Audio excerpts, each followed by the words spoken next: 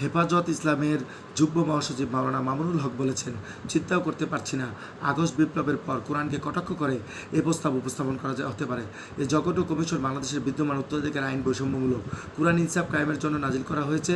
তা যদি হয়ে থাকে তাহলে এমন দৃষ্টতা মেনে নিতে প্রস্তুত নই। কোরআনের এই বিধানকে উৎখাত করার অঙ্গীকার করছে তারা। বিকেলের নারায়ণগঞ্জ শহরের চাষারা কেন্দ্রীয় শহীদ মিনারে জেলা হেফাজত ইসলামের উদ্যোগে আয়োজিত সমাবেশে প্রধান অতিথির বক্তব্যে তিনি এসব কথা বলেন।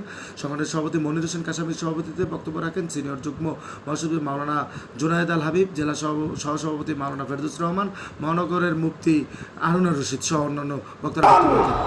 তারা সেখানে বলেছে বাংলাদেশে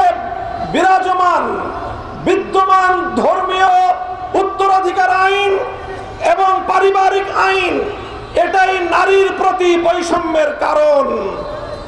অর্থাৎ ভিন্ন ভাষায় বলতে গেলে তারা বাংলাদেশে নারীর প্রতি বৈষম্যের জন্য কোরআনের আইনকে এবং ইসলামের আইনকে সবচেয়ে বেশি দায়ী বলে সাব্যস্ত করেছে।